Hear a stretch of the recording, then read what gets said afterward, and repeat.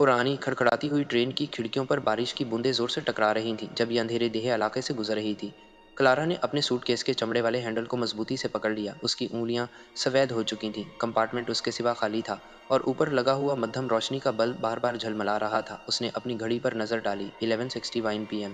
Conductor نے کہا تھا کہ وہ آدھی رات تک بلیک بورڈ پہنچ جائیں گے، لیکن سفر لامتناہی ہی محسوس ہو رہا تھا۔ کلارا شہر سے آخری ٹرین پر اچانک ہی سوار ہوئی تھی، ایک ایسی زندگی سے بھاگتے ہوئے جو اچانک ہی گھٹن محسوس ہونے لگی تھی۔ اس کے منگیتر ڈینیل ہفتوں سے عجیب رویے کا مظاہرہ کر رہا تھا، خفیہ فون کالز، دیر رات تک باہر رہنا، اور اس کی آنکھوں میں وہ سرد مہری جو وہ پہچان نہیں پا رہی تھی۔ اسی شام اسے ڈینیل کے کوٹ کی جیب میں ایک کچا ہوا نوٹ ملا تھا۔ مجھے بلیک ووڈ اسٹیشن پر ملا، آدھی رات، دیر مت کرنا۔ کوئی دستخط نہیں، بس ایک جلدی سے لکھا ہوا پتہ۔ اس نے بغیر کچھ کہے اپنا سامان پیک کیا اور چلی گئی۔ ٹرین اچانک زور سے جھٹکی میں آئی اور کلارا کا دل دھڑک گیا۔ لائٹس پھر سے جھلملائیں اور پھر مکمل طور پر بند ہو گئیں، جس سے کمپارٹمنٹ اندھیرے میں ڈوب گیا۔ اس نے اپنا فون نکالا۔ اس کی اسکرین نے ایک عجیب سی روشنی پھیلائی۔ کوئی سگنل نہیں، ظاہر ہے۔ باہر بارش کی آواز اور تیز ہو گئی، ایک بے رحم تھپ تھپاہٹ جو اس کے سینے کی دھڑکنوں کے ساتھ ہم آہنگ تھی۔ کوریڈور سے ایک ہلکی سی کڑکڑاہٹ کی آواز آئی۔ کلارا جم گئی۔ قدموں کی آواز آہستہ سوچ سمجھ کر آس کے کمپارٹمنٹ کی طرف بڑھ رہی تھی۔ اس نے سانس روک لیا۔ اس کا فون اس کے ہاتھ میں کانپ رہا تھا۔ دروازہ ایک دھاتی کڑکڑاہٹ کے ساتھ کھلا۔ ٹکٹ براہ کرم، ایک کھردری آواز آئی۔ کلارا نے سکون کا سانس لیا۔ کنڈکٹر۔ اس نے اپنا ٹکٹ اس کے حوالے کیا۔ اس کا ہاتھ اب بھی کانپ رہا تھا۔ اس نے چھوٹی سی ٹارچ کی روشنی میں ٹکٹ کو دیکھا۔ اس کی ٹوپی کی بریم اس کے چہرے پر سایہ ڈال رہی تھی۔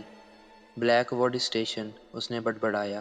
آخری سٹاپ۔ جب وہ جانے لگا تو کلارا نے ہچکچاہٹ محسوس کی۔ معاف کیجیے گا، اس نے کہا۔ اس کی آواز بمشکل ہی سنائی دے رہی تھی۔ کیا اس ٹرین پر کوئی اور بھی ہے؟ کنڈکٹر رک گیا۔ اس کی پیٹھ اس کی طرف تھی۔ صرف آپ، اس نے بے رخی سے کہا۔ اور میں۔ دروازہ بند ہو گیا اور کلارا پھر سے تنہا رہ گئی۔ اس نے کھڑکی میں اپنے عکس کو دیکھا۔ بارش نے اس کے چہرے کو مسخ کر دیا تھا۔ ٹرین آہستہ ہوتی محسوس ہوئی۔ پہیوں کی تال نرم ہو گئی۔ بلیک ووڈ اسٹیشن اب زیادہ دور نہیں ہو سکتا تھا۔ جب ٹرین آخرکار رک گئی تو کلارا پلیٹ فارم پر اتر گئی، اس کا سوٹ کیس اس کے پیچھے کھینچتا ہوا۔ اسٹیشن ویران تھا۔ ہوا میں گیلی لکڑی اور زنگ آلود دھات کی بو تھی۔ ایک جھلملاتا ہوا بلب بورڈ پر لکھا ہوا تھا، بلیک ووڈ اسٹیشن۔ اس نے ارد گرد دیکھا۔ اس کی نبض تیز ہو گئی۔ ڈینیل کہاں تھا؟ یا وہ شخص جس نے یہ نوٹ لکھا تھا؟ پلیٹ فارم خالی تھا۔ خاموشی گھٹن محسوس ہو رہی تھی۔ پھر سایوں سے ایک شخص نمودار ہوا۔ وہ ڈینیل نہیں تھا۔ وہ آدمی لمبا تھا۔ اس کا چہرہ ایک چوڑی برم والی ٹوپی اور بارش سے بھیگی ہوئی لمبی کوٹ سے ڈھکا ہوا تھا۔ وہ قریب آیا۔ اس کے جوتوں کی آواز کنکریٹ پر گونج رہی تھی۔ کلارا کی سانس اٹک گئی۔ اس نے ایک قدم پیچھے ہٹایا۔ اس کا سوٹ کیس اس کے ہاتھ سے پھسل گیا۔ کلارا، اس آدمی نے کہا۔ اس کی آواز گہری اور کھردری تھی۔ تمہیں یہاں نہیں آنا چاہیے تھا۔ اس کا دماغ دوڑنے لگا۔ تم کون ہو؟ ڈینیل کہاں ہے؟ اس آدمی نے جواب نہیں دیا۔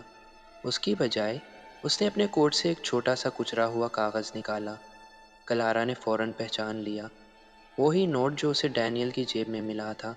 اس کا خون جم گیا۔ ڈینیل چلا گیا ہے، اس آدمی نے کہا۔ اس کا لہجہ حتمی تھا۔ اور اب تم بھی چلی جاؤ گی؟ اس کے رد عمل سے پہلے ہی وہ آدمی آگے بڑھا۔ کلارا پیچھے ہٹی۔ اس کی چیخ ہوا کے شور میں دب گئی۔ لیکن جیسے ہی اس کا ہاتھ اس کی بازو پر پڑا، اسٹیشن کی لائٹس پھر سے جھلملائیں اور بند ہو گئیں۔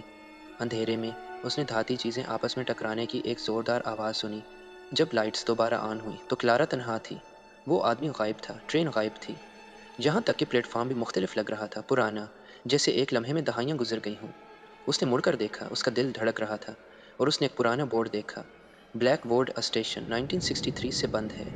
کلارا کے پیروں تلے سے زمین کھسک گئی اور وہ زمین پر بیٹھ گئی، بارش اس کے کپڑوں کو بھگوتے ہوئے۔ نوٹ اس کے پاس زمین پر گر گیا۔ الفاظ اب مدھم روشنی میں صاف نظر آ رہے تھے۔ مجھے بلیک ووڈ اسٹیشن پر ملو، آدھی رات، دیر مت کرنا۔ لیکن لکھاوٹ ڈینیل کی نہیں تھی، یہ اس کی اپنی تھی۔ اور جب یہ حقیقت اس پر آشکار ہوئی تو دور سے ٹرین کی سیٹی کی آواز گونجی، حالانکہ اب کوئی پٹریاں باقی نہیں تھیں۔